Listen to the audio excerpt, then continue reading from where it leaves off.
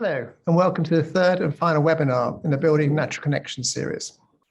I'm Ken Shuttleworth, founding partner of Make Architects. In 2013, I established the Future Spaces Foundation as Make's research arm to bring experts together and generate new thinking on how we design the spaces we inhabit. Since its inception, the foundation explored a range of important topics, including the future of the high street, urban connectivity, and loneliness in the built environment. But without doubt, this year's programme, Building Natural Connections, is our most important yet, and we're delighted to be collaborating with the Cambridge Institute for Sustainability Leadership to deliver it. We wanted to partner with CISL for their world-renowned expertise and experience in bringing together business, government and finance to create a more sustainable economy. Planning this webinar series with them has helped us dig deeper to better understand the sustainability dialogue, not just from a design perspective, but from a socioeconomic and global perspective too. And at Make, we're looking forward to incorporating new learning into our own practice.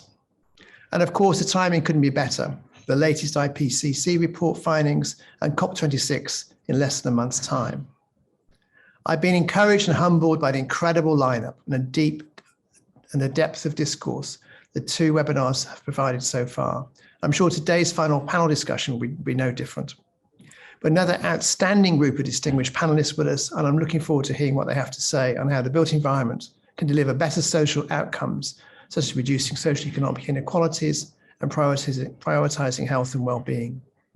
Lastly, I'd like to sincerely thank everyone who's been involved in bringing this series together. It's been a tremendous undertaking with fantastic results. I'm looking forward to sharing the outputs and findings in the coming weeks and months ahead. Thank you very much. Over to you, Claire. Hello, everybody, and thank you, Ken, so much. I'm Claire Shine. I'm the new Director and CEO at CISL, and I've just returned back to the UK after more than 31 years working around the world. And the link of nature, health, and new urban generations has been a constant in my work life over recent years. Now, 2/3 of the world's population will live in urban settings by 2050, if not more. And yet, as we know, most urban spaces that we've inherited were not created with human well-being as their goal. So when we talk about unlocking social value, there's a huge responsibility and opportunity for that built environment. But really, that multitasking is also very challenging.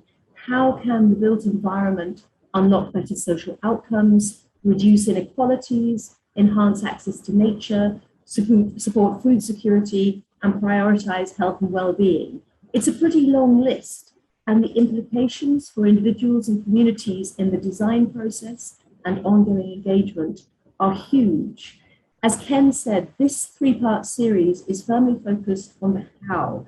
And in my eyes, today is a call to each and every one of you and to your wider organizations and networks to come together as we go forward to really pool our forces and think about that wider global public good. From my mind, we do often put the first emphasis on expertise, on technology, and on know-how. They're a very important part of solutions, but social value goes much deeper. We're talking about culture, about behaviors, and new ways of listening and living and working to foster truly participatory forms of engagement. I think actually that's something that the wider world, the wider way we think about budgets, the economy, and the future of work can also learn from. CISL itself is on a very active learning and listening path. We are committed to globally diverse working and reach, and we've always worked right across sectors. But right now, at this moment in time, we're very excited because we will have our first ever dedicated headquarters for next year. And that itself is a sustainable retrofit, an ultra low carbon retrofit of a building in the very heart of Cambridge, which ironically is one of the UK's most unequal cities. So that issue of how an iconic building is there in the community and for the people is a live dilemma for CISL today. So we've got a wonderful discussion that's coming up ahead of us. We're going to have some provocations from our four panelists, then a kind of lively debate between them. And then we're going to have about half an hour to weave in your questions, followed by a call to action from each panelist. So some of you have already submitted questions. Please feel free to be putting your questions into the chat. And even if we don't get to them all, I promise you that we will pull them together, and the materials you'll have after the program will allow all of that collective intelligence to be harnessed. Now, before we get started, I'd like to see who's actually in the room with us today. So Roshan is going to launch a Zoom poll. You can listen while you're filling it in, and it'll just give us a chance to see who's in the room, what sectors you come from. And while you're doing that big intelligence test, I'm going to introduce the panel. And as you'll hear, we're really thinking about natural connections in a big way today, because they have very, very different experiences and perspectives. So please feel free to fill in the questionnaire. And now on our panel, we have, representing the experience of health, we have Dr. Fiona Adshead, who is chair of the Sustainable Health Coalition. Looking at environmental justice, climate and community, we have Mustafa Santiago Ali. We have Becky Taylor, who comes from the private sector. She's the Director of Building Engineering at Arup. And bringing the city's lens into the discussions, we have Piero Pellizzaro, who is the Chief Resilience Officer in the city of Milan. So I don't know if we've already got the Zoom poll ready to show the results. If not, all I can see is I can see a window. Okay, so that was very, very nifty, Roshan. So as you can see, we've got well over about 3/4 of you are coming from different parts of the private sector. And then we've got a span across other perspectives. It's very useful for us to see just what a diversity of private sector representation we have.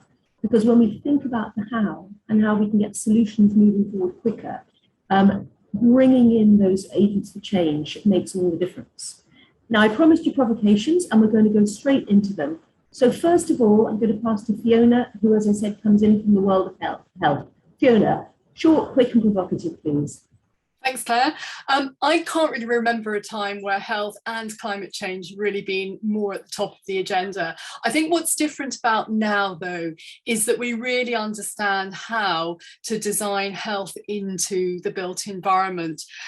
And we know, for example, that if we connect with communities, that's good for their well-being.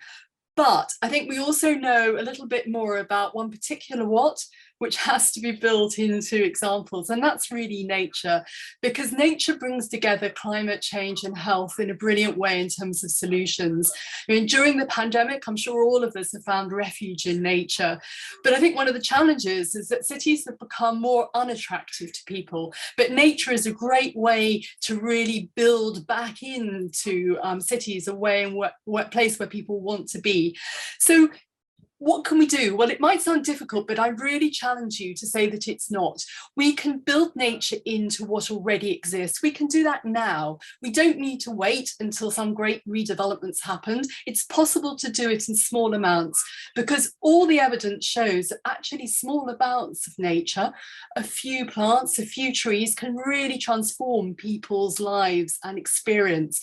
But very importantly, it can also tackle the question that you raised, Claire, around inequalities, because it's been shown, for example, that poorer communities, for example, that have access to nature, in fact, don't have as high rates of heart disease death as we'd expect. So in fact, nature can be a great corrector, and that's why we shouldn't wait. We should design it in now. And that's really my challenge for us, to stop seeing barriers, but really see opportunities to take small actions to build nature in for communities today.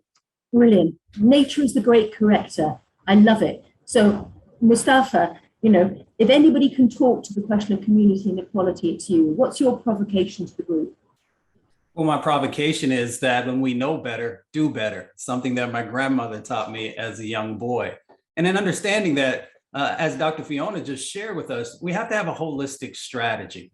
I often break it into 3 parts that are actually connected: mind, body, and spirit. And for our most vulnerable communities, there is often the understanding that our communities have traditionally been disinvested in. We haven't been invited into the process to design out what our communities will look like, to bring in the solutions and innovations that are so critically necessary to make sure that we truly have a holistic process. The other part of that is the impacts on our bodies, understanding that when we don't have natural solutions, that are linked up with man-made solutions, whether we want to talk about natural infrastructure and man-made infrastructure.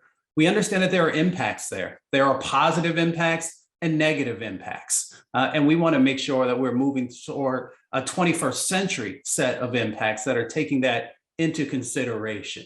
And then the last part is something that we don't often talk enough about, and that is the spiritual aspect of the work that we do and the outcomes that are a part of that process. And understanding no matter whom you might believe in, whether it's a universal power or another name that you might use, that there is a spiritual connection when we are in the outdoors, when we are actually able to touch and feel and experience green space. And those are things that far too often are not considered highly enough or integrated into our community. So for me, it is about the mind, the body, and the spirit, and making sure that our most vulnerable communities have an active voice in the process.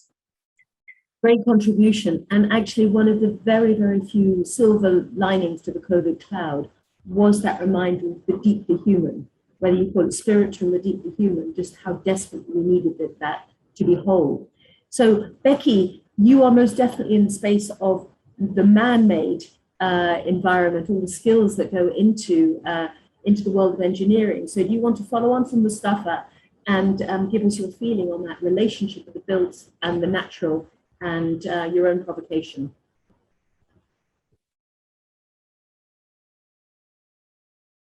Do we have Becky? Yes, sorry. That's okay, no problem. I'm meeting myself.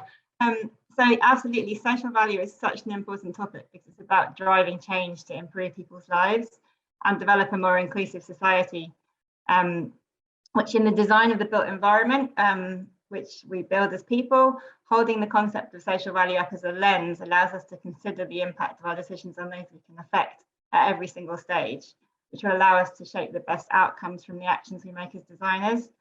So my big ask is at the very start of every project, we consider alongside and with the communities we can impact, the opportunities that are unique to that context, and critically that it doesn't become a tick box exercise, because social value cannot be that, but it must be at the heart of all the development that we do. Wow, they're so well trained. These provocations are even shorter than their orders. So Piero, that gives a really lovely pathway for you as the Chief Resilience Officer in Milan. We've just heard about inviting in, about the uniqueness of the space. And Milan is just such a unique city and wider community. So what's your provocation sitting where you do in the very heart of one of the world's most distinguished and distinctive kind of communities? I didn't hear very well the question. Sorry, there is some noise in the background, but that's, if I well understood, which is the provocation for urban space, what we are doing as a provocation. And our provocation is how we got out of the cars.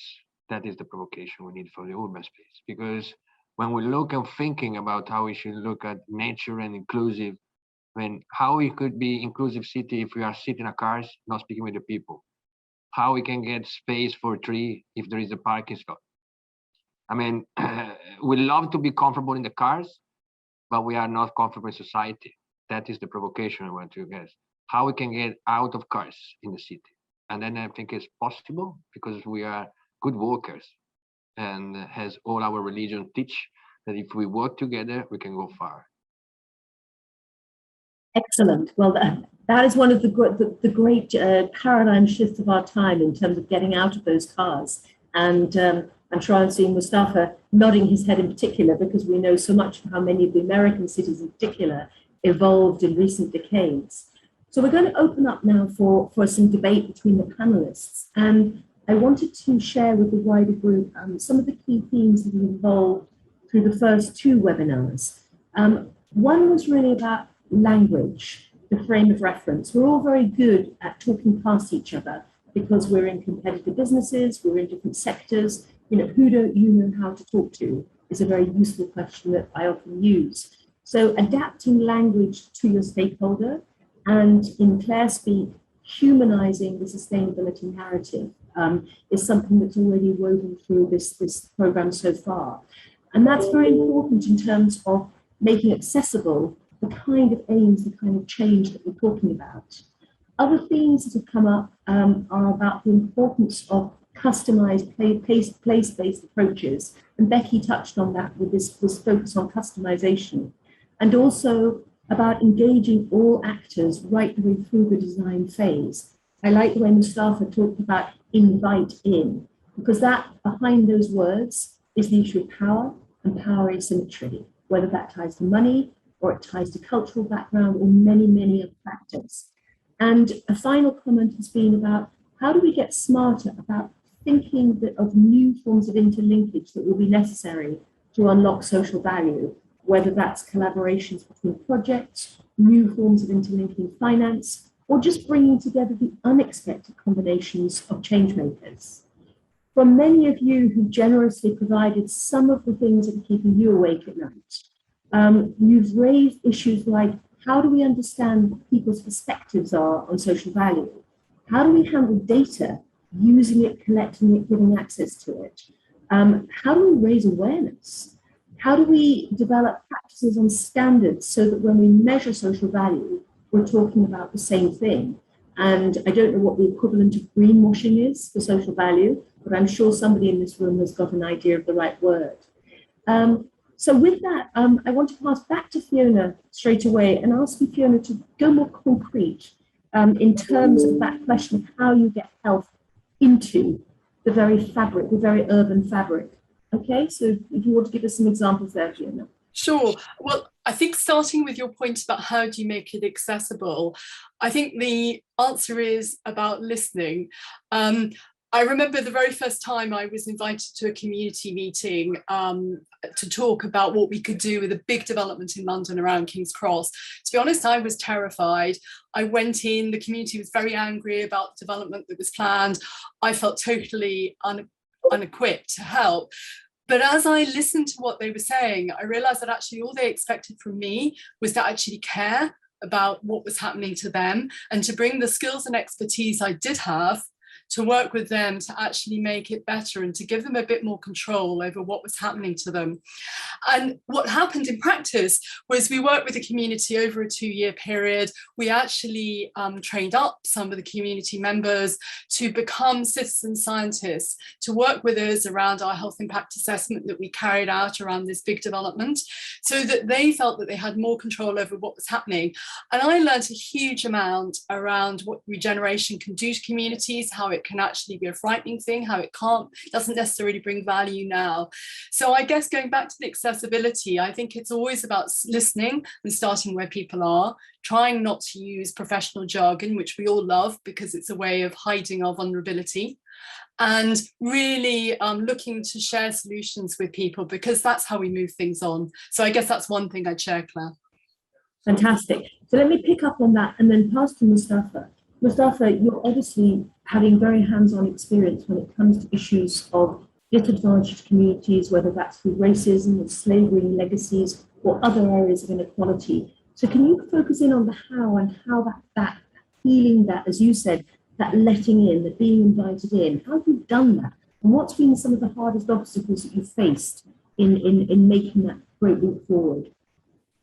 Well, you know, it happens in a number of different ways. I've been extremely blessed. I've worked in almost 1,000 communities now, both inside of the States and across the planet. And one of the primary things is making sure that you are honoring the voices of communities, something that gets difficult sometimes when we have a bunch of letters after our name, as was highlighted before, and not understanding the wisdom that exists inside of communities. James Baldwin once said that if I love you, I have to make you conscious of the things that you don't see. Often we don't see vulnerable communities. We don't see communities of African descent. We don't see communities of Latinx descent or Asian and Pacific Islander, or even lower wealth and working class white communities. So what we've done over the years is to make sure that we're building opportunities and platforms to uplift those voices. We created the public plan for engagement that actually brought together hundreds of different leaders from frontline organizations and others to put together a set of steps that folks could utilize, and you could take each one in and out based upon, whom and where you are working. which has literally been utilized by hundreds of thousands of people across the United States and some outside. But then you have to put it in practice of a number of different initiatives where folks can see themselves reflected. And I'll talk about that very, very quickly. You know, one of those examples is a place like Spartanburg, South Carolina, which was impacted by a number of different polluting facilities, impacted by a lack of access to healthcare, lack of housing, healthy housing and green space, and actually even access to many of the water sources that were there. They took a $20,000 grant. They utilized the model that I talked about, and that's called the collaborative problem solving model. And they've now leveraged in $300 million in changes in their community. And this is a community that was labeled as the other side of the tracks, a term that folks use here in the States to talk about the communities that are often unseen and unheard, and now have completely rebuilt their community, created jobs, and at the same time, actually being able to make sure that there's green space, there's space also for seniors in our community and young people to come together. Those are the types of examples that are critical when we're thinking about rebuilding and centering the voices of communities in that process. That was a really great example. Piero, I'd like to build on that and pass to you. Now, Milan, I imagine, is a city of real extremes, of great wealth, of inequality, of the center, the historic center, and the widespread communities. Could you talk about how you are trying to bridge those divides and reconnect the city and the communities? One of the elements that we are working is to reconnect the different public space and the areas of the city. Let me just briefly describe what's happened. The city was an industrial city until the 70s and the 80s. Then we changed from industrial to a more services cities, as more like creative economy cities. And this is create some friction in the public space because we have industrial site, we have the abandoned rail yard, and one of it is to reconnect the different parts of the city. How? Through the nature, because then it's one of the elements that it's for us, it's using nature as also an element to makes more value out of the public space, especially in the peripheries. The other one, slow down the city. It doesn't mean not to grow in the economy, but slow down the city with the public transport, with the pedestrian, with biking. It's another way to how you can redistribute opportunity and incomes within the city.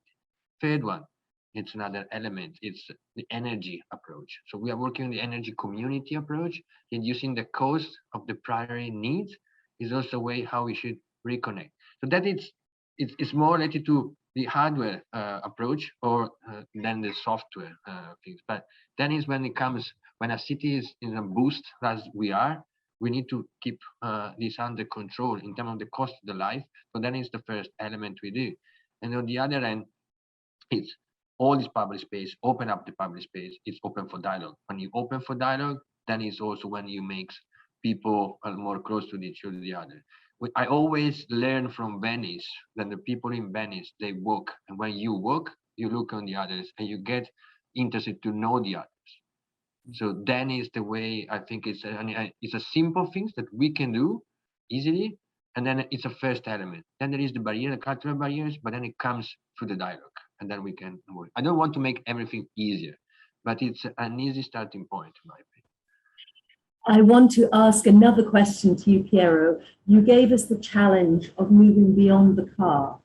I'd love to know, in your position sitting in the city government, what are the toughest obstacles or the hardest people to reach and to persuade amongst your colleagues? Among my colleagues, which is the... Where do you start? Let's say all of us, we are, first of all, we are citizens and we are all living in our comfort zone. Then it's so then is the comfort zone, the cars has also come into the office. But I think it's when you start looks at there is a mutual benefit in our work, in rethinking how we design, how we bid, And then it's also a benefit for them because it makes much easier than have a complex infrastructure, so to have more complexity, then help how to move forward. So we need to express when they can get a much easier approach to their everyday job based on what we are doing. Then nothing is easy, especially in the public administration. So it's a long journey through, but it's an interesting, challenging, also changing the way how you speak, changing the way how you sit, changing how you sit aside of your colleagues. So I think it's an important thing to make the example that resilience, for example, it's a capability, it's a capacity that will help us to make things much easier to manage, even if there's nothing easy in life. Excellent. So Becky, in effect, Piero talked about go slow to go fast. That's not the natural behavior of a successful business organization, whether Arab or those of many people in the room. So how do you approach that, thinking about the culture, both within private sector organizations and how they're changing what they do, the way they work, and the way that they lead these movements to change with clients, with financiers, and in other settings? Yeah, well, I think what's really important is stopping at the beginning of the project and thinking about what the outcomes can be. And that really does mean community engagement, stakeholder engagement at the earliest stage. And you're right, when you start a new project, you sort of are all systems go, but actually things are changing. And it really does help us to deliver better results, but it will speed up things like the planning process if you have the community on board. And then we see things like the Social Value Act, where when it's a publicly procured project, we're required to deliver social value through the terms of that contract, which means that local authorities are asking for social value as part of the procurement process. So right at the start of construction, you're having to think about how can you deliver social value through delivery of design. And some of these instruments they're quite blunt, but the way I see it is that if you can make social value visible, you can make it valued. And as soon as we start talking like this, it really does start to change some of the normally possibly quite unequitable capitalist outcomes of development and start to redistribute the benefits that can happen when we build. So I think changing the way we see value is really critical, and things are starting to change. So if I hear you right, you're saying that that upstream approach to unlocking social value is also unlocking a whole set of efficiencies in the way that the planning process and other aspects can go forward. Could you give us an example of this kind of early stakeholder engagement that has actually allowed Arab or other partners to really learn about ways to model better practice going forward? Yeah, so for example, on a large estate regeneration project we've been working with for Westminster Council, we had to come online and bring the residents of that estate on board with the development because they'd lost the trust of the council. So Arab worked really closely with the residents to get them to understand the constraints of development and to work with them on what was possible on the site. And then following that, we set up a community futures group. So the residents have actually been on board all the way through design to ensure they're right at the heart of the solutions.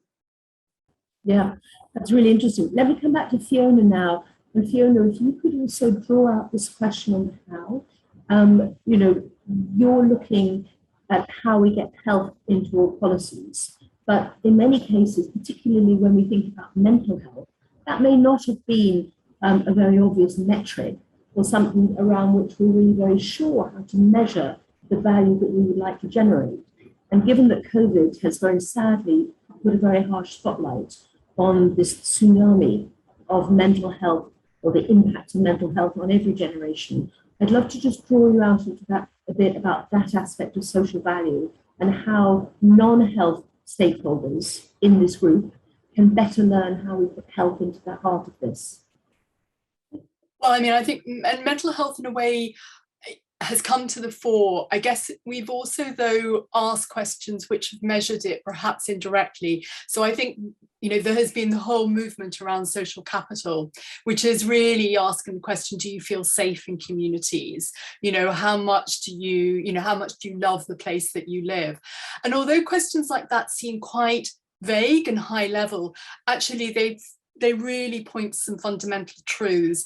And I think commercially they can link into simple metrics like, you know, do you get more footfall in commercial environments? So that in fact, what communities feel actually relates to what they do. So I think that, you know, the metrics, we've had them tried and trusted metrics for years. It's just that maybe we've not trusted that when people tell us that they love living in a place, that actually that really does relate to their well-being, and we know that it does.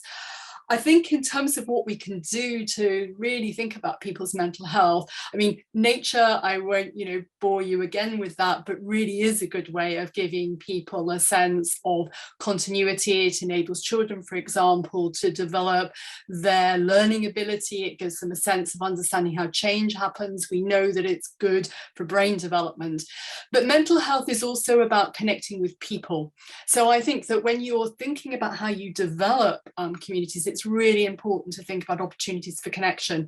So some of the great work that, for example, that Lend-Lease has done around loneliness pop-ups, where, you know, you look for opportunities to engage communities in questions, but also the process of how you do that to bring people together, perhaps in cafes, or is also tackling the problem of loneliness itself.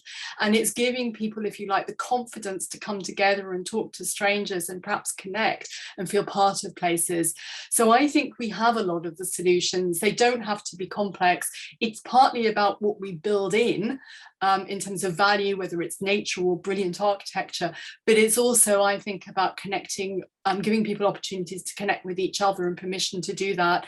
And the built environment can do that. I mean, if you look at the High Line in New York, it's a fantastic opportunity. You see communities connecting as part of that. There are lots of examples. Mustafa's highlighted some as well.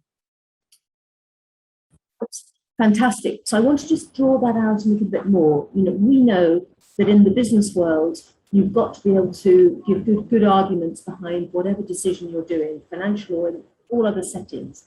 And therefore, you need to think hard about what kind of data is most effective for helping to reinforce and scale up this kind of pro-people, pro-social value decision making. So can you talk about that, both the collection and the use of data, what you've seen works in terms of metrics, and then I will pass back to Mustafa shortly. Sure. Well, I've mentioned one. I mean, I think in a commercial environment, for example, a retail one, you can look at things like footfall.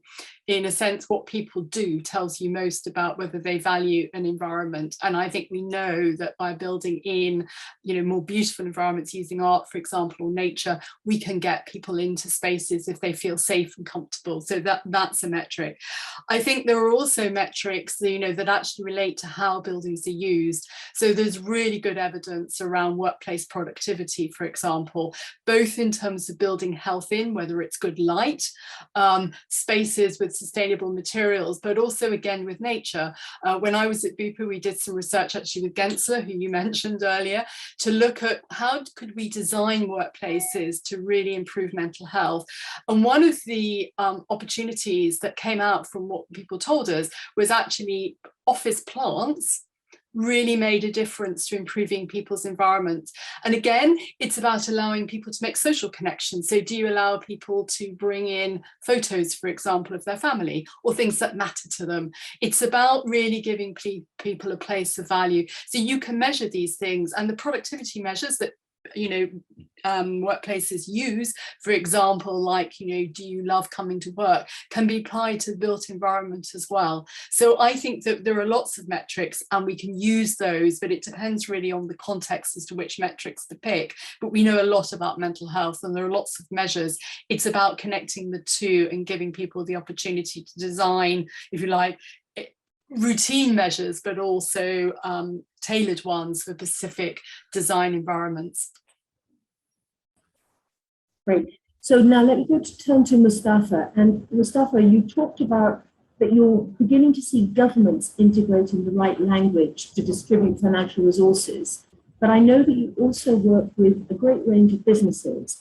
And I think it would be very helpful to hear you explain how you talk to and with business about purpose, about intentionality, and how you help them or learn from them in terms of building those desired outcomes into a financial incentive structure.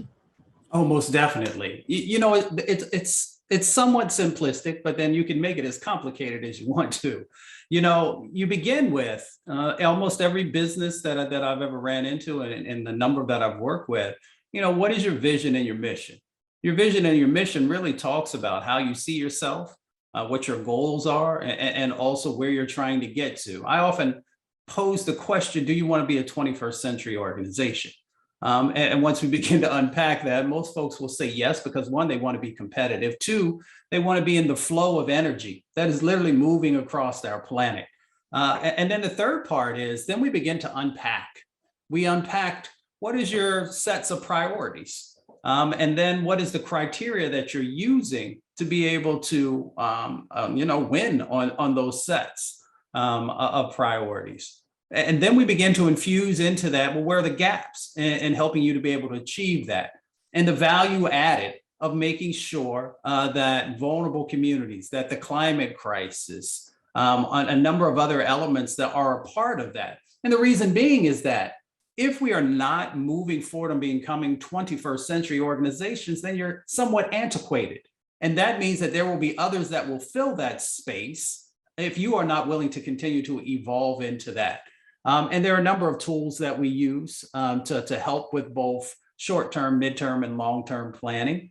But the things that I then also begin to unpack with folks as we dive deeper is, what does your board look like? What does your senior management and middle management look like? Is it representative of the communities that you're supposed to be serving? And if it's not, no matter what country we're in, then you're kind of out of step with what's going on. And it also not only makes you an ineffective local player, but on a regional level and a global level. So we began to go through that. And then if we got someone who's really trying to be a 21st century organization, we begin to build community advisory groups so that there is that expertise between both the folks who are on the business side of the equation, or even a government side of the equation, because I've worked in the government as well, along with those community organizations. And there is that interflow of sets of experiences, and it helps to check the accountability aspects also, so that we build these check-ins, every 6 months to see if we're continuing to move forward in the direction that we had hoped to. And if not, then you begin to modify where you're falling short. So those are just real quickly a few of the steps that I've utilized in relationship with everybody from Fortune 500 corporations down to more local mom and pop shops. Really interesting segue there to community bodies and also the question of trust. So Piero, let me come back to you, because you are in this very special relationship to the citizens, the city inhabitants, with your responsibilities in city government. Can I ask you about these financing mechanisms to drive transition? How is the city changing the way that it works with the private sector, or leveraging crowdfunding, or looking at new types of financial systems to promote this social value and inclusion? Well, we got several initiatives, small one, bigger one, depends on the size of the city. We launched the urban forest program, for example. For the urban forest program, we have two kinds of initiative. One, it's more the sponsorship of the donors for program. So we launched this initiative to donate to your Christmas tree last year, and then we were collecting money, then we start planting. The other one, I think it's more related to the social value, is adopt a green areas. So people could decide that they have like a roundabout or a green spot in front of their house, their shop, and they can ask the city to take care for 5 years of this spot. So then it's create the social values, because people are the first responsible of the natural infrastructures in cities. And then create a high value in terms of feeling part of a transformation, a social value in terms of participation in general. So this taking care of a green spot or adopt a green spot, it's something that it's we move over the last few years. We moved from 5 per year to 500 per year. So we have high level of engagement. Another initiative is the civic crowdfunding that we have launched last year. We were coupling using the European funding with the crowdfunding initiative to launch the creation of new social entrepreneurs. But then here is something that is interesting, in our opinion, is also how we selected these people. So we were not asking for existing company or association, so not existing group, but we are asking like to individuals. Comes to a presentation, they were put in a room and they say, you have your idea, now try to find out the 2-3 people, convince the other 2-3 people that your idea is fine, start working together, and then come to us and propose an initiative, and then we're going to evaluate. So the social value of this initiative is also, since the beginning, how you design the ideas, how you design the social output you want to work with these people.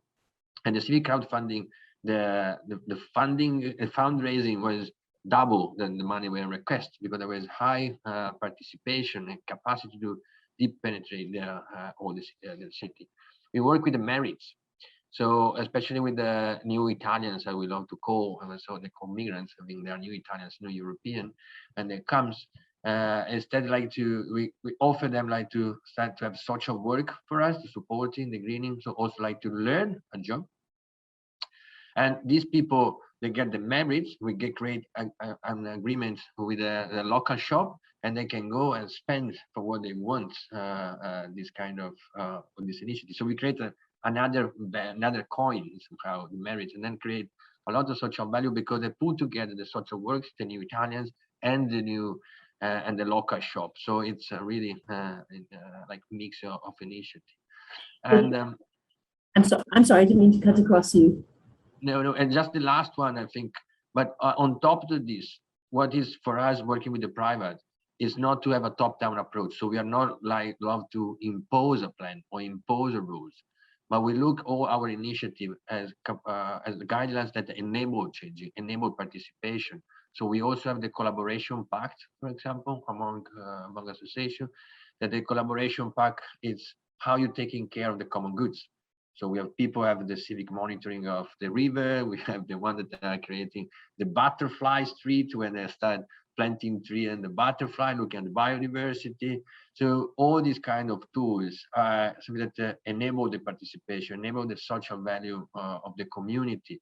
And we are not looking at the big picture because it's more a molecular approach. So a smaller piece on the different side, and smaller become a bigger part of the city. So it's like the bees that we need millions to keep maintain the biodiversity, and the social value is the biodiversity of our humanity in general. You're weaving a wonderful Italian tapestry here of the different threads that you bring together to get this advance forward. And you reminded me of something that's always inspired me, which is that in Canada, when people become citizens of Canada for the first time, including many refugees, they now have a ceremony in the national parks. So this idea of connecting you to the land, to the nature, as part of this assumption of citizenhood is something that's fascinating.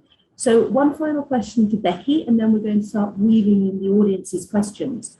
So Becky, these are all big changes, but this group is the converted. They're doing it and they're convinced. I'd like to understand how, Arup, you are training people internally and what kind of capability you have found you need to tweak to be able, for example, to talk social value with engineers or make them comfortable about a completely new form of language in their work. Thanks, Claire. Well, social value often is something that we are doing without realizing it. So I think you mentioned language earlier, and I think talking to people about what it really means is really very important. But at Arup, we have experts who know a lot about social value, and they're skilled in measurement and producing impact and framework plans for social value, which is actually really important because a lot of the time we can be intuitive about delivering social value, but that does mean we have a sort of inherent bias. So it's really important to take that step back and consider all the impacts you can have with different communities and do the engagement. And I think getting that rigor into the way that we work is really important. So the way it works at Arup, we have those experts, but then what we're doing at the moment is looking to upskill everybody, so that in every decision we make, whether we're engineers or any other kind of discipline, we will be thinking about that social value lens to make sure that we can have the best outcomes for the people we can impact. Mm-hmm. So the issue of credibility, the issue of trust, the issue of finding the right language for the right situation are some of the themes that have run through so far. Pulling up a couple of questions that came ahead of the webinar. One of the sets of questions revolved around stories for those who make decisions, that act of persuasion. Do we need better or different ways of thinking about valuation research to help policymakers really understand the social value, for example, of nature-based solutions, and to actually embed it upstream? So who wants to jump in on that? This is where I try and see all their hands, and I can't. Otherwise, I'm just going to pick on somebody. Right. Nobody spoke. Okay, Mustafa, you go first, because I know that the lens of storytelling and persuasion is very central to your work. So give us some thoughts about who are the hardest to reach and what works best to convince them.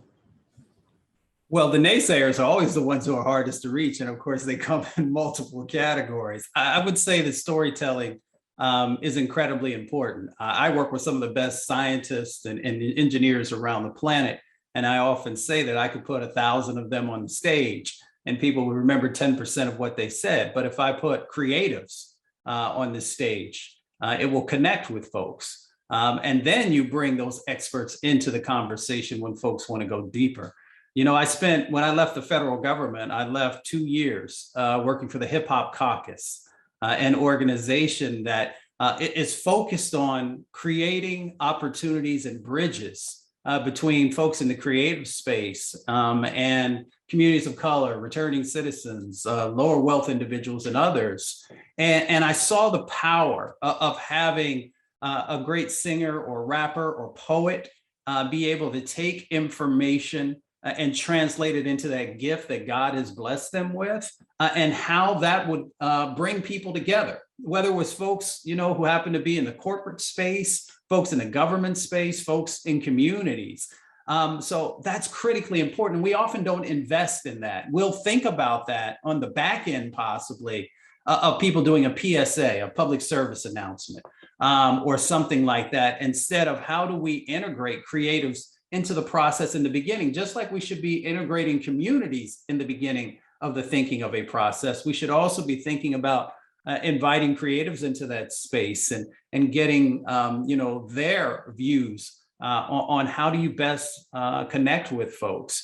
Imagine having Da Vinci, who could capture in one painting 10,000 words, being a part of a process. So that's why I think that creatives are so incredibly important.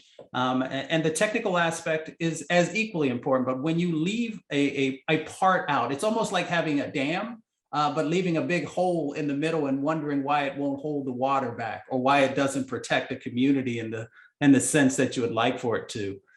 So for me, storytelling also anchors people in their humanity. When we hear numbers, I can talk about parts per billion or parts per million of a chemical, but that doesn't mean anything to anyone. But when Mrs. Ramirez or Mr. Johnson or Mr. O'Leary talks about how their community once was, or what their vision is for the future, it changes the dynamic. So that's why I think storytelling is so incredibly important, because it humanizes and it anchors people and it connects people. And you gave us before the example of the stage play that allowed people to tell their own stories. Can you very briefly say a word or two about that? Oh my goodness, thank you for that. Yeah, a number of years ago, when we were first beginning to get people to understand about environmental justice, environmental injustice, environmental racism in the States, that folks are very resistant. They were like, well, what's the science say? And what does the law say? All of those things are important, but it was more important also to have what people said. So we invested in actually bringing local community members and established playwrights and others into the same space to capture their stories and their sets of experiences that were happening in their community. And then, worked with a studio where we actually put the play on. And at first folks were like, oh, well, you might get 10 or 20 people to come and see this. It was literally sold out every night as people began to hear. And this was pre-internet. So that tells you that I'm getting a little bit older.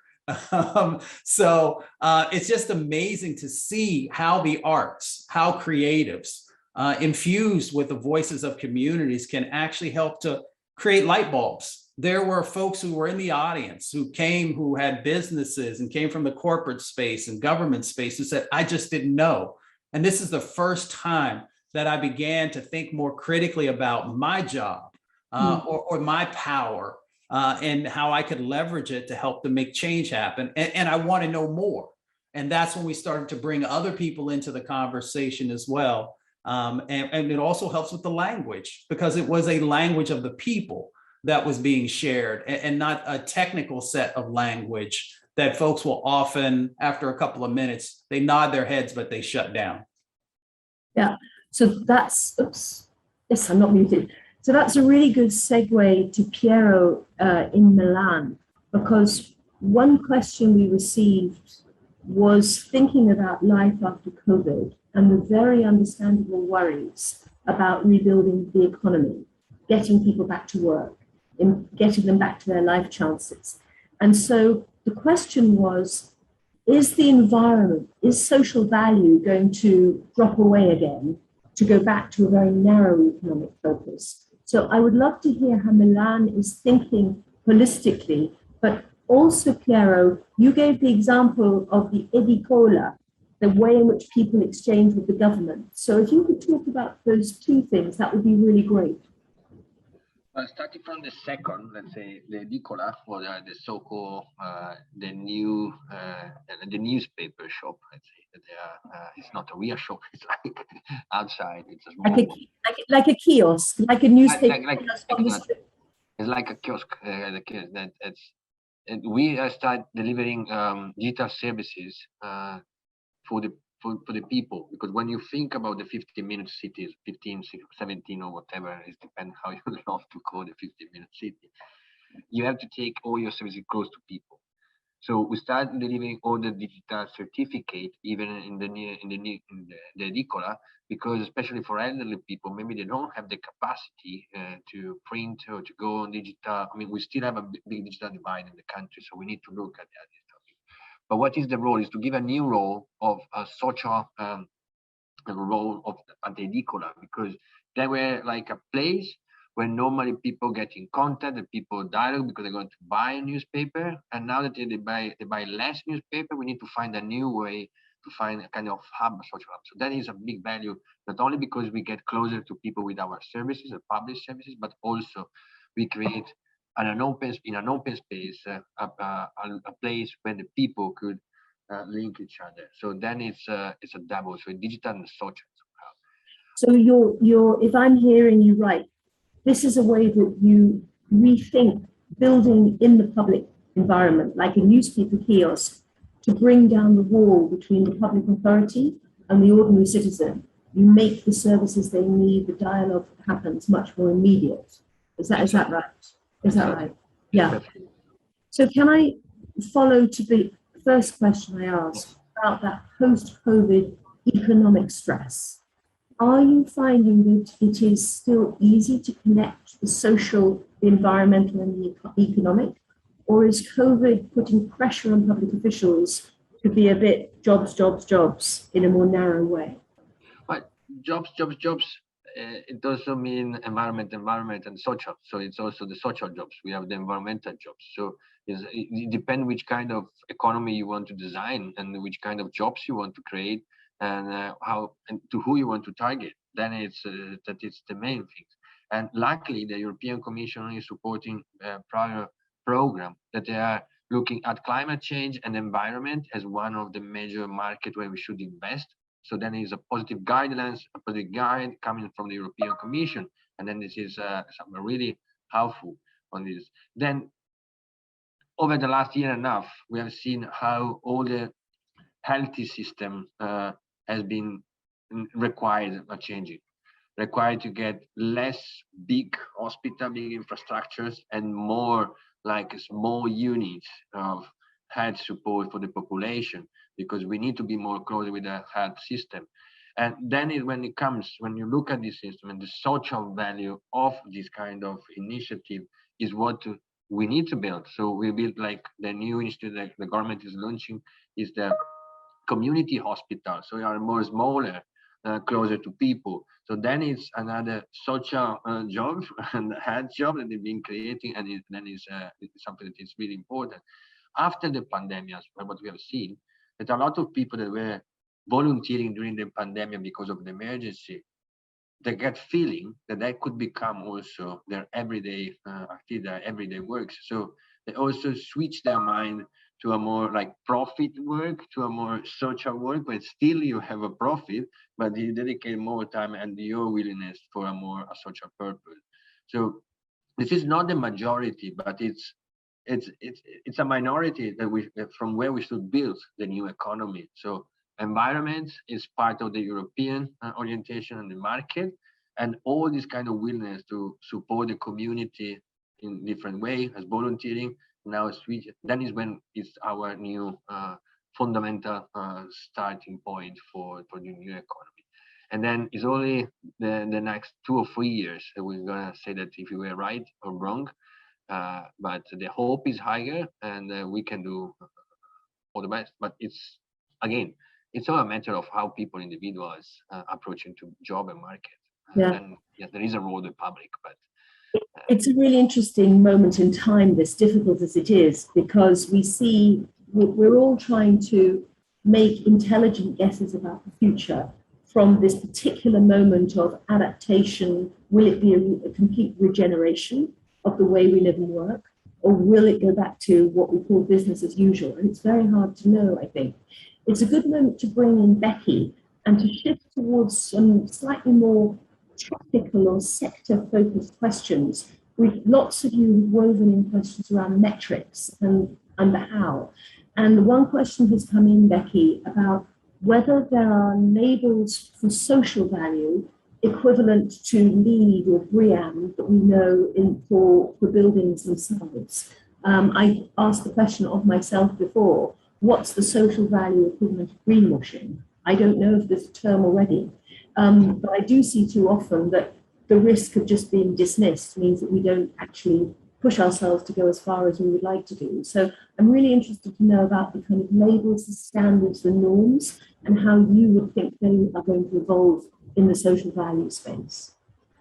Thanks, Claire. That's a fantastic question, because I think this is the challenge with social value as it becomes more of something we talk about, that it's not something you can label per se, because it's about change. It's about the change you create within communities by the things that you do.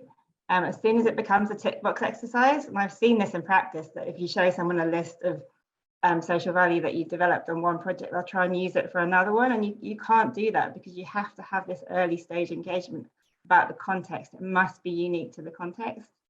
There are various different ways of measuring it, but each framework needs to be specific to the project itself. I guess the closest thing that is out there is probably something like the construction value toolkit that's being produced by the government at the moment, which is starting to define different kinds of capital, and that kind of thing will help people make decisions. But it's much more of a, it's a change process rather than a kind of a tick box exercise. So you've highlighted, can you hear me? Yeah. Good, okay. You've highlighted the importance of going upstream, but indicated that takes time. It's a learning process, a change process to get that as the new normal.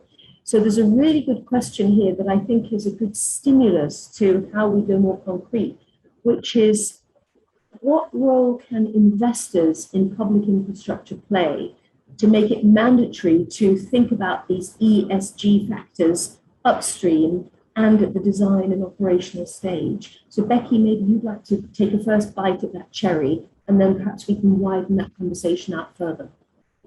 Well, I think it follows on from what I was saying, really, that at the beginning of investing in a project, you would require there be a social value sort of framing stage where engagement happened to understand what outcomes you could affect on the communities you can impact. And that could be just a part of the due diligence process for investment, really. So it's the kind of thing that can absolutely be baked into people's processes. Right, right. But I'm interested, I agree that sounds wonderful. But at the same time, we know, or I know from my own experience, that some things that are less tangible just tend to get shunted to the side. You know, I came from the biodiversity space, and the money and the power were on the climate side because nature was not seen as having value.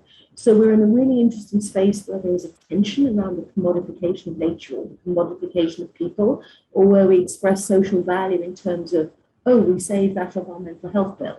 And are we needing more blunt language that sticks to that familiar financial speak? Or are we actually able to move a paradigm shift forward in terms of the appetite of the client, the appetite of the boardroom, and so on? So I guess it's a kind of literacy around social value of those who hold influence today that I'm perhaps exploring for myself as well. Do you want to say anything more about that, Becky, before I add in others? Yeah, I mean, I would say that monetizing social value and the concept of total value rather than just financial value is something that is happening in that space, absolutely. And that social value is part of business cases for public investment at the moment. The government Green Book from last year does take that into account now. But I guess just to round out that narrative, really, to say that it's really important that we don't only value what can be quantified. And that the idea which Mustafa talked about in depth, they're using those case studies to illustrate social value and pick up the qualitative elements is also important. But it's absolutely a monetizable thing that's happening right now. Yeah, yeah. Well, let me bring Fiona at that point, because Fiona, your experience is vast, but you worked in the private health sector, so you know very well how some of these complex decisions about well-being also have to be related back into the language and the framing that makes sense from a business perspective. Can you come in and build on what you've been hearing so far to add to this strand of the conversation? Well, I suppose in the end, when investors look at companies, they're looking at risk. You know, is my capital safe? And obviously we know that carbon and environment is being costed in now. I think that then, you know, how do we build in the human aspect? And there are terrible terms like human capital, but in the end, I think you can divide it into reputational risk around communities. And I think that we need, you know, what Mustafa said about making visible what's invisible is how do we really make visible to the investor community communities' engagement with companies, and whether that is actually respected, and whether in the end you get more commercial value because the community values what you're doing and that impacts on your brand, the way that services are used, all of those things, because trust in companies is also critically important. And I think the days where that's not visible because of the role of social media and other things are actually over. The other thing is what it means for the people that you employ, and increasingly younger people look to companies who have purpose, look to companies who actually are trying to change the world and don't just, you know, and realize that creating social value is good for people, but it's also good for business.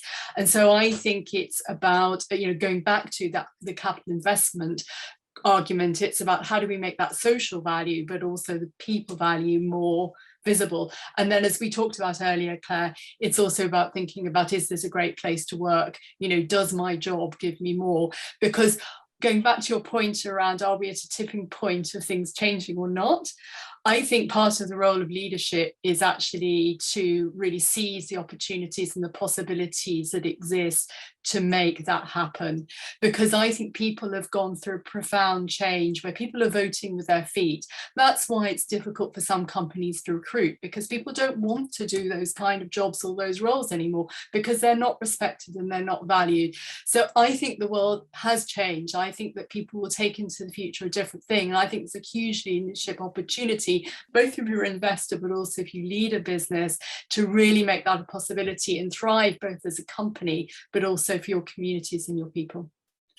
Now that's brilliant. And actually, you remind me of something you'd said before about the training of staff and creating new skills legacies, because we've already mentioned culture, but only in passing. The culture within the organization is also absolutely primordial in terms of generating social value without the organization. So how have you gone about that whole kind of upskilling piece for literacy and application of social value? Well, I mean, I think some of it is actually to bring it back to what matters to people themselves. And I think it's part of the broader movement around how leadership is moving more towards empathy and compassion. That sounds very wishy-washy. What do I actually mean? It means that as an individual, I turn up and I am who I am at work. And because of that, I do better work. And because of that, my teams are more energized and they're more productive. And what that requires is that you show who you are as a person. And part of what the pandemic has done, because we've all lost things as part of the pandemic, whether it was our previous way of life, whether it was literally, sadly, you know, our friends and family, but that has enabled people to see people as people. And what I've seen as part of my work is business leaders who I would just not have expected to really understand this, going on a journey where actually they've reconnected with who they are as human beings. So I think there's a huge opportunity for us to take that, and part of that capability is development, is to lead by example, to show people that they can be different. And there isn't a set of rules. There's not a training manual, I think, on how you do that. It's about learning from each other, and it's about reflecting on what works and what doesn't. And it's about really valuing that, because that's how we can tackle things like inclusion and diversity, by valuing everybody for who they are and, you know, realizing that they can contribute something to our organization. So I think that's what it takes. And it's that commitment of a leadership to really value people, you know, for all the great and sometimes irritating things that they bring. But, you know, together we can, you know, shift the agenda and lead this whole social value piece in a different way, if we start from who we are and the impact we can have with other people. That's great. Becky, I think you wanted to jump in on what Fiona just said. Well, yes, it was just to talk about resilience, really, which I think is a really interesting area when you look at social value and the overlap with resilience. Workplaces is one of them. So, for example, take the logistics industry in the UK at the moment. We have scarce human capital because nobody wants to do that. Yet the warehouses they work in have toilets at one end, and they don't get paid for their toilet breaks. You know, so. And actually, some forward-thinking developers, even in the logistics industry, have been looking at social value for many years, and therefore they're now ready for that scarce labour to come to them because they offer better social value. And then the other thing to sort of add to that is I see the concept of social value and looking at people's quality of life as a lens for engineering and design decision making. Starts to let you see all these other inequalities that might have been hidden before. For example, with climate change and heat stress, we start to see that actually in poorer neighbourhoods, there are fewer trees. So you're going to get worse urban heat islands, more overheating in heat waves, and actually lead to more deaths. So it's quite extreme, but it's so fascinating how these things which were hidden before, this lens allows us to see them and hopefully to correct them through design. Absolutely, and I remember learning in the work I've done in education that the data coming from New Zealand, that concrete school playgrounds and green school playgrounds, the different rates of bullying were quite extraordinary. And I think for anybody like me who's had a child bullied will understand just how even something like that could really make a difference. So probably the final question at this stage, because we've picked up on resilience, it takes us beautifully back down to Piero. And Piero, we've seen that you've just put out a job advertisement for somebody to project manage a data collection and analysis project around measuring social value. So it will be really interesting to think of the kind of profile you've looked for, especially after Mustafa has reminded us of the 21st century lens for these kind of roles.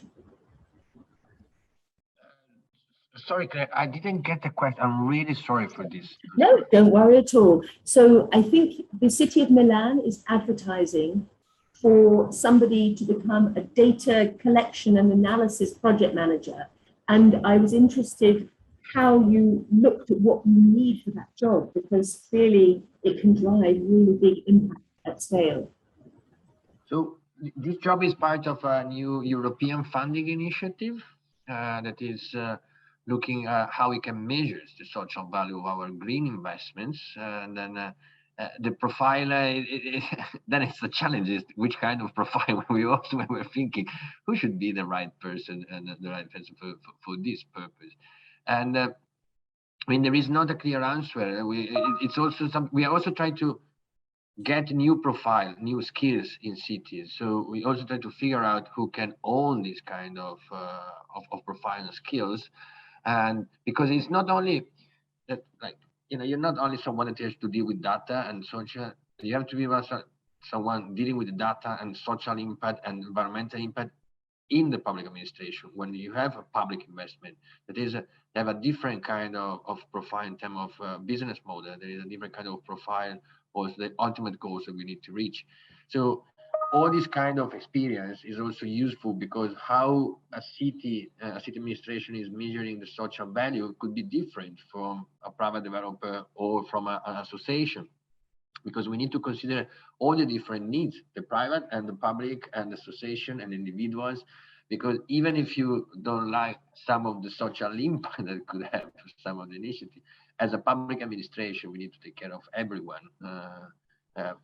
We can have priority for someone, so there might be the low income, the vulnerable population, it would be a priority, but also we cannot avoid to consider the other. And the social values in the both sides.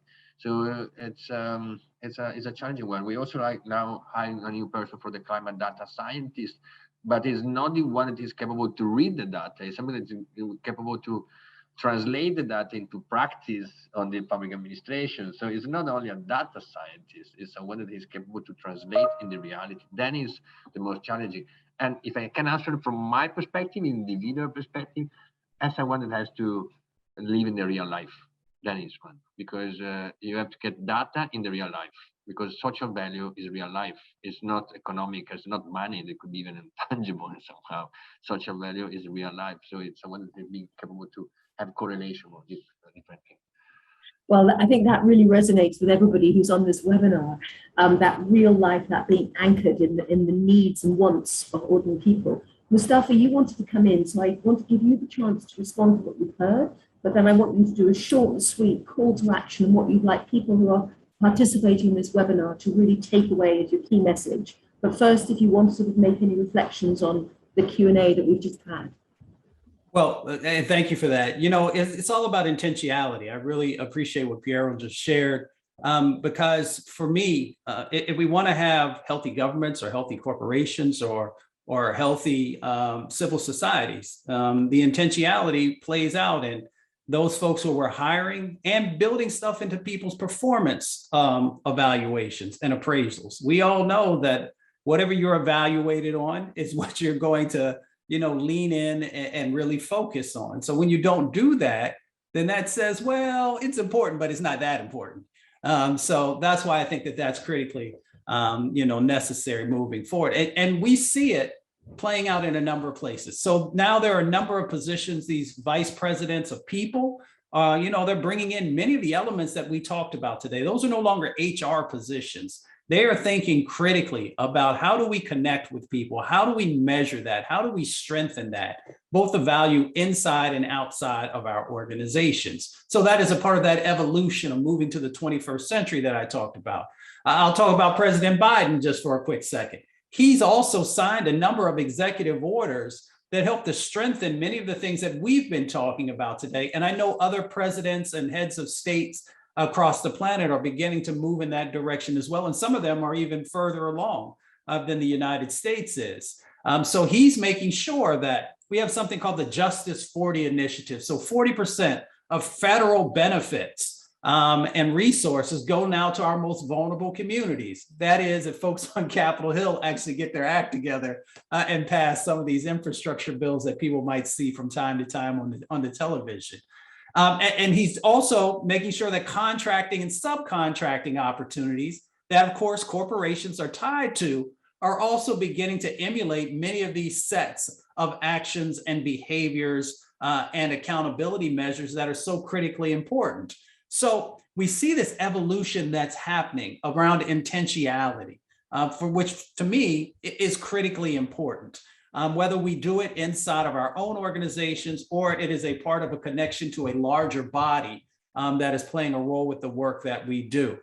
So my closing would be for us to, again, to embrace our humanity. We mentioned COVID-19.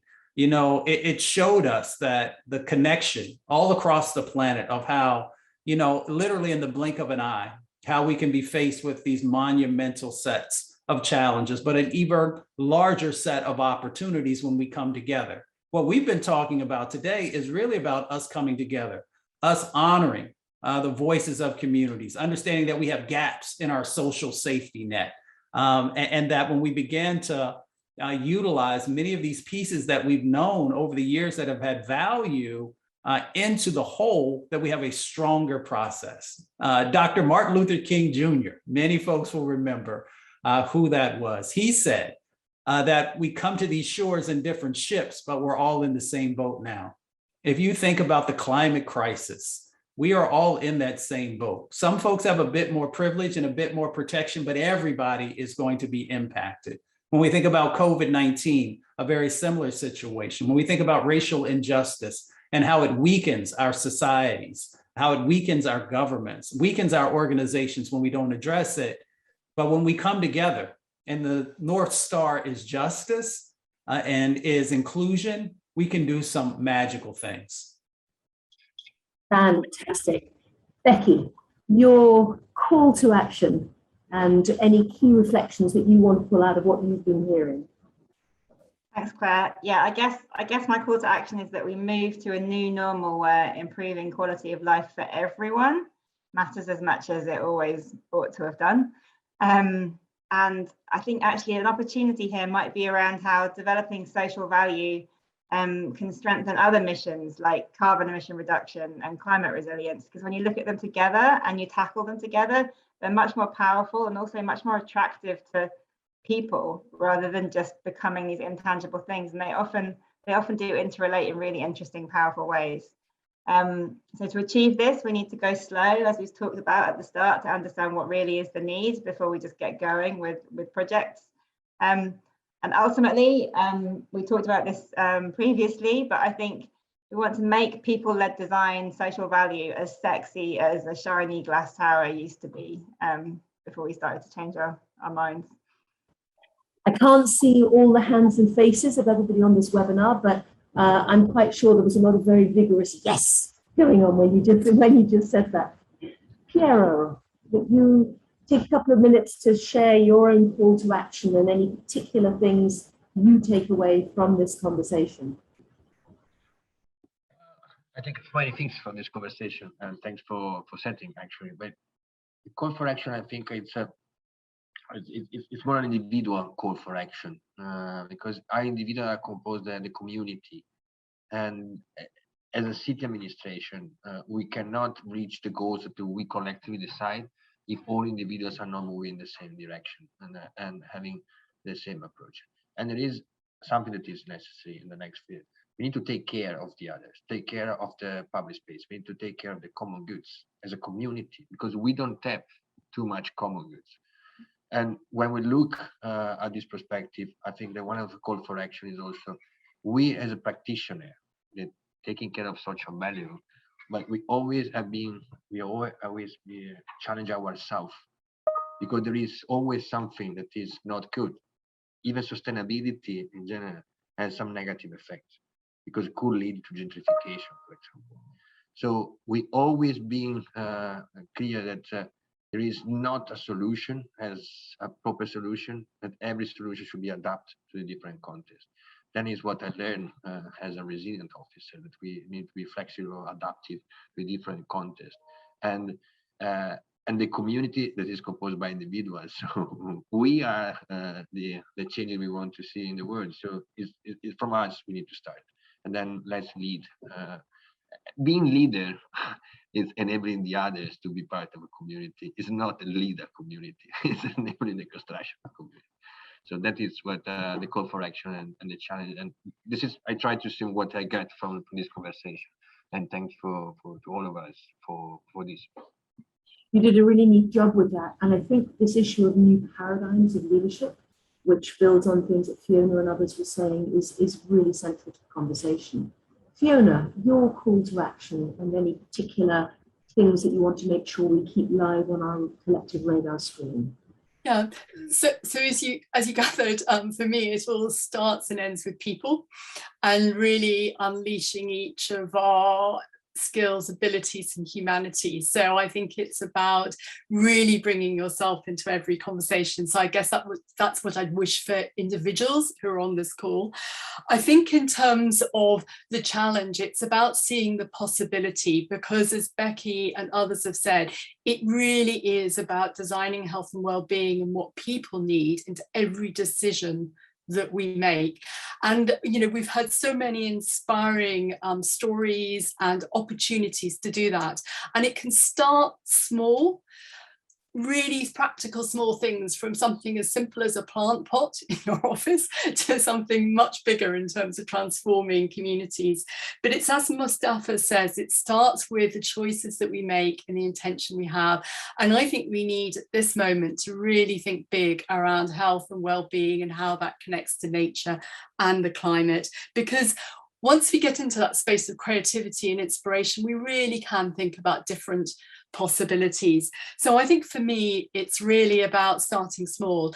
And as a practical thing, maybe everybody who finishes this call can think in the next conversation they have, how are they building in their own humanity, and how are they being, if you like, kind and open to the possibility of what the other person is bringing. So it's really listening as well, Claire. So I guess that's what I'd wish for individuals, but also for how we might lead in a different way. I hope there's lots of politicians who are listening to this conversation, because I'm not sure how much this kind of new normal behavior is modeled in many of our political instances, but I do think it's really exciting looking forward. It's always impossible to try to sum up or distill some of the key strands from such a rich conversation, but I'll do my best, and bear with me. So I want to try and pull out 4 strands that came out for me from this conversation, which really look forward as well, including the work that we might think about with the Future Spaces Foundation and beyond. The first is really around this question of intentionality.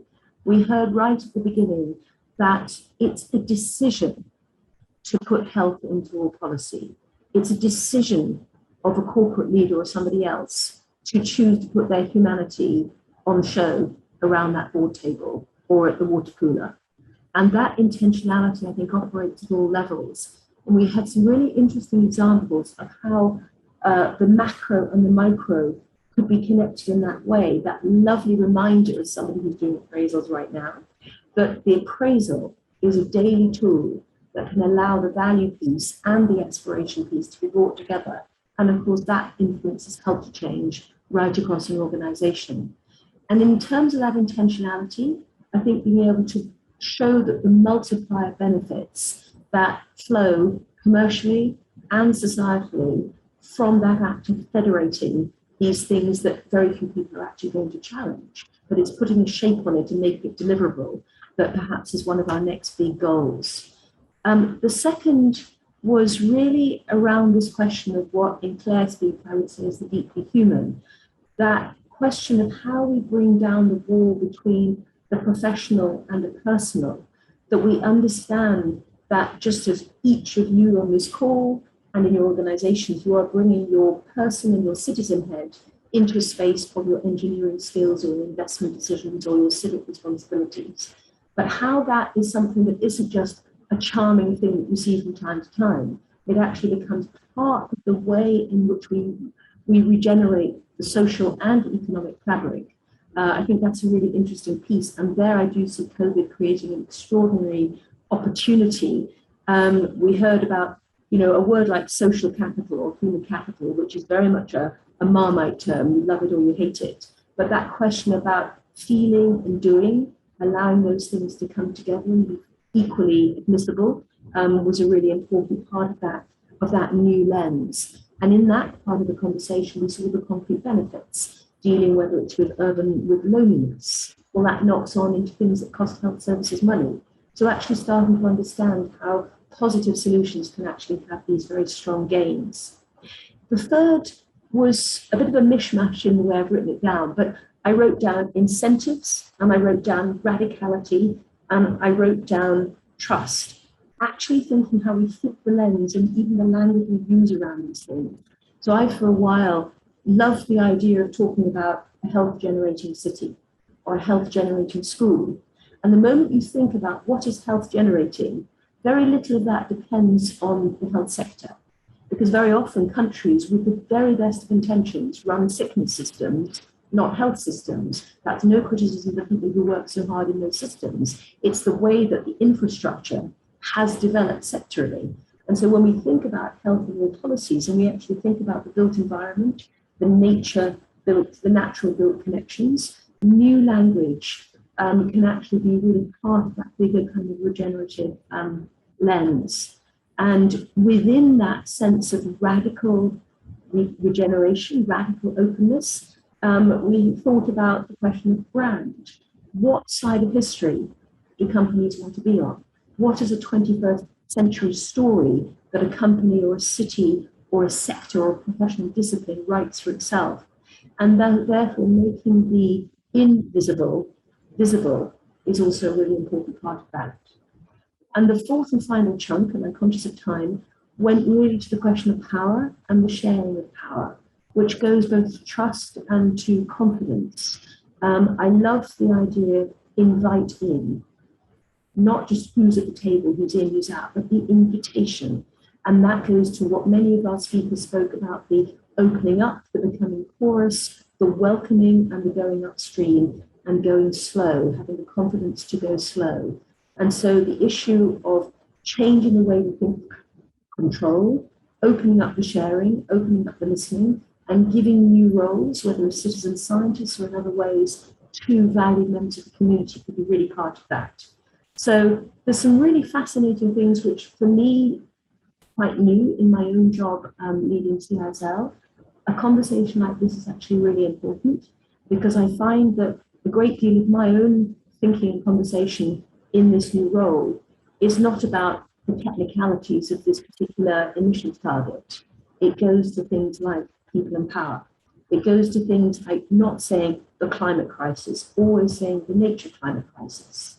Understanding that the digitization of our societies, of every part of our life, is another opportunity for us to think about unlocking social value there.